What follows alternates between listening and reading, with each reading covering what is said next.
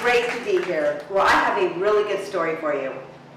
So there was this farmer's donkey, and it was playing along on the farm, and all of a sudden, it didn't realize that there was a well there, still open, and it fell into this really deep well. Well, it was crying and crying, didn't know how to get out of there, and the farmer finally heard it. Well, he became just as frantic because he didn't know how to get the donkey out of that well. He tried thinking of everything, but nothing was working. So, sadly, he decided, well, the donkey's kind of old and the well needs to be filled in anyway. I know, kind of sad. So he decided he was just going to fill that well with the poor donkey in there. He called all his neighbors. They all came to help with their shovels, and they started just shoveling the dirt and pouring it in. Another shovel of dirt and pouring it in. Well, you can imagine, that donkey was screaming out of panic. But all of a sudden, something kind of amazing happened. It quieted down, and after a few more shovelfuls of dirt, the farmer finally decided to look over into that well, and he was amazed. He looked into that well, and what he saw was, with every shovel of dirt, that donkey was shaking it off and taking a step up. Another shovel of dirt, and the donkey was shaking it off, taking a step up. And to everybody's astonishment, after several more shovels of dirt, that donkey easily stepped over the edge of that well and trotted off joyfully. Great story. We are all going to have all kinds of dirt shoveled on top of us throughout our life. Sadly, but we are.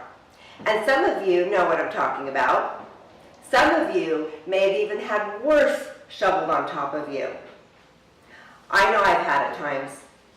But here's the lesson in that story about that donkey. If you don't stop and you carry on and you shake it off and take a step up, that's how you get through the toughest troubles. That's how you can get out of any deep well.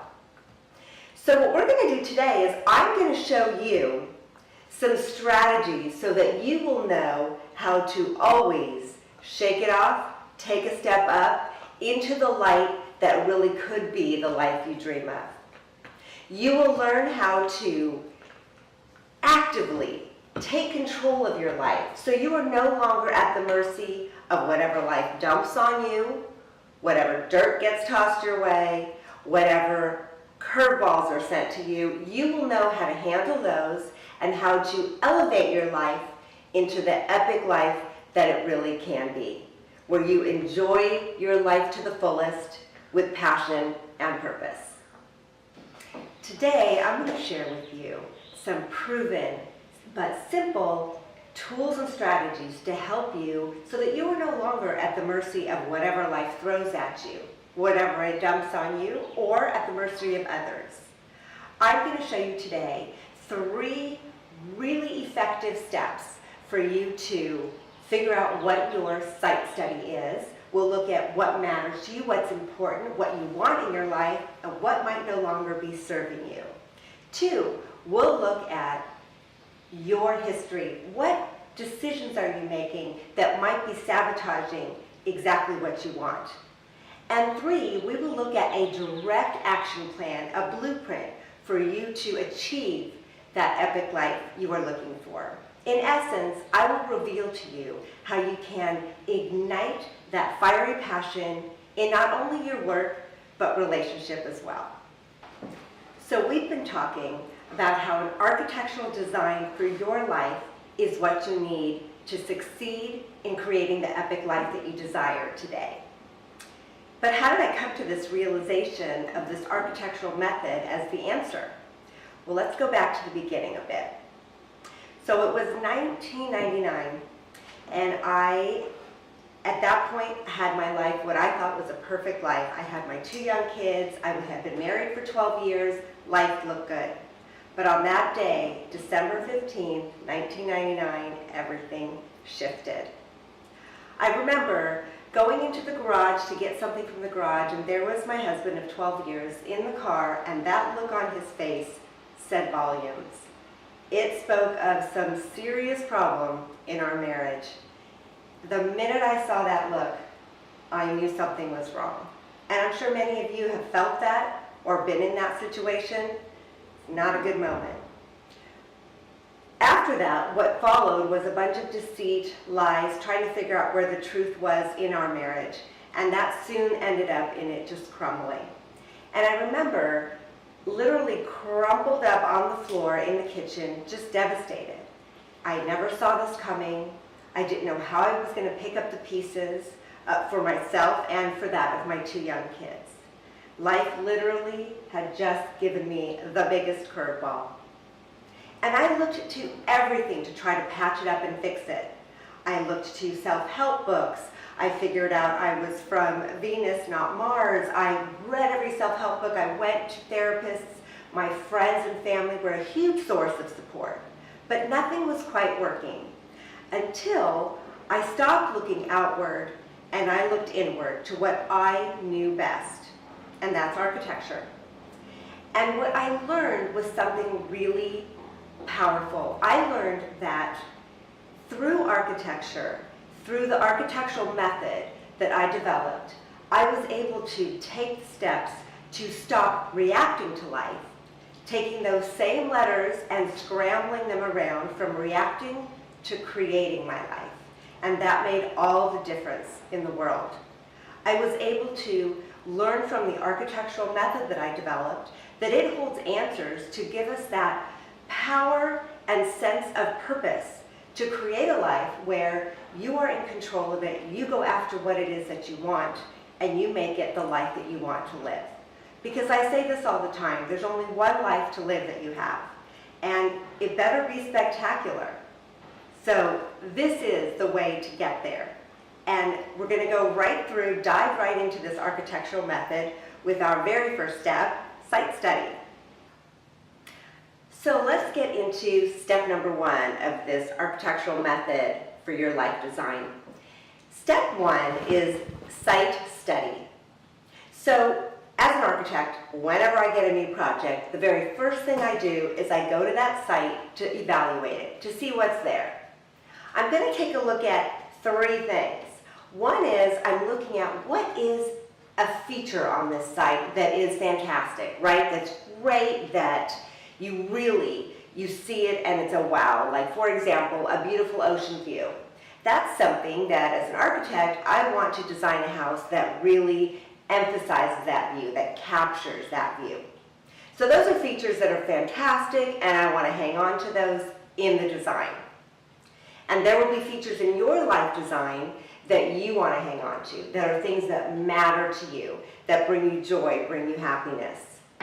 And those are things that you want to keep as a permanent feature on your site. Secondly, as an architect, I take a look at what are the things that are not great on this site that I need to mitigate, get rid of, demolish, because they aren't really helping that design. So perhaps it's that the neighbor's house is too close and the view of it isn't great, and I want to kind of shield that somehow, maybe with part of the building, landscaping, etc. In terms of our lives, there are things that we don't like about them, right? That we are thinking, well, that's something that I wish I could change. Okay, and I can change, or I can somehow make it a little better or modify it. But the third one that I look at is probably the most important. Okay, the third one is the one where it's not a great feature, and I think it's permanent, I'm kind of stuck with it. Okay, that's the third one. And in terms of our life, that's the one that is keeping you stuck. That's the one that you look at your life and you say, okay, this thing, I wish I could change it. Let's say it's a job. I wish I could change this job, or I wish I could get into a better relationship than the one I'm in, or I wish I could be more passionate about what I do because I'm not into it. Those are things that you think you're stuck with, but maybe you're not. And those are the most important ones to look at. Okay, you think they're permanent, you think they're fixed, but if you were to think about this in a different way, kind of outside the box, in a more creative way of thinking, you can find that they are changeable And the minute you modify your thinking, that's when you're going to get unstuck. So let me give you a story a real story that happened years ago. I was working on a project. It was a home, a remodel addition, really extensive. And there was a pool on this lot. And the pool was pretty dilapidated, but the client wanted a pool in the final design, so our thought was we were keeping this pool. No matter what I did in this design, it did not work out. The circulation wasn't right. The flow of the spaces, none of it was really right. So what I did is I thought for a minute, let me imagine just for the moment that this pool is not here, that I'm going to demolish it, right? It's something that I think is fixed, think it's permanent, have been treating it as such in the design, but for the moment I'm going to imagine removing it. And the minute I did that, the entire plan flowed. It just worked. So the minute I took something I thought was permanent, that was really a negative, wasn't helping me, was no longer serving the design, the minute I removed it, I became unstuck. This design then worked. Now let's translate that into your life and something that maybe you have that you really believe you're stuck with, but that we might look at it from a different angle and find out if there's a way to rethink your site study and make it so that you are no longer stuck. Now let me give you an example from my personal life. So years ago, as I was trying to patch up my life, right, get it back together, make it work, I had been trying everything, as I mentioned, and what really worked was when I finally got out of my own way, some of the patterns we've been talking about, sabotaging our goals. When I finally did, I finally met Jeff, the love of my life. And we dated for years, and we lived about an hour apart. Well, after years and years, and kids were out of the house and off to college and such, and so we were kind of empty nesters now, and we wanted to merge our lives. But I loved my house, and he loved his city where he lived in Redondo Beach. And we were stuck, like, how are we going to merge these two lives? You know, was I going to keep my house and live in Huntington, but you know, then you're kind of living out of a suitcase, etc. So I had to think about my house for a minute. And if you remember, that's the one thing I hung on to with claws during my divorce. It was basically my security blanket. You know, you might have something like that is something you hang on to, gives you that sense of certainty, that sense of security and stability. So I had to look at it differently. I had to think, let's assume for the moment it's not part of my permanent site study. Let's assume, what if I were to sell it? Okay, yep, I went through major panic, you know, like, oh gosh, sweating, panicking, how can I give up the security blanket? And there is discomfort in thinking about something in a different way like this, about imagining letting it go. So I imagined it, and I thought I could maybe survive this. So put the house up for sale. We decided we really loved Redondo, wanted to stay living there, but I would need to sell my house and move to the city that Jeff was in. So the minute I put the house on the market, it didn't even last a day, and it sold full price. So yeah, in my mind, that was the universe saying, might be a good idea. Well, the minute I did that, everything flowed, right? So Jeff and I were able to move together to Redondo. We actually took down the house, built a brand new house, and really started our life as a couple at that point. Really built our life together. So you can see that one piece that I was thinking was permanent, that one piece which was owning my home, holding on to it, you know, till the day I died, the minute I rethought that, everything came together. So we've been going through these steps of the architectural method, the new kind of groundbreaking way to create and build your own life, to design it for yourself. Now, we're going to continue to move through it, and we're going to eventually get to the blueprint phase, okay, the step that really puts your vision and takes all of that and makes it a reality. So blueprints, what are they? Construction documents, right? As architects, we start out in the design, everything's all very abstract, but we move through these steps, which are similar to the steps, the 8 steps that you do in this method. You move through those to finally get to, you have a vision of your life, you know where you want it to be, but we don't want to just keep it there. And a lot of other program strategies are about envisioning, but then you kind of stop there. We want to take you from there and catapult you to making that vision, making that dream a full-on reality, okay, where you are then living that life, not just dreaming about it.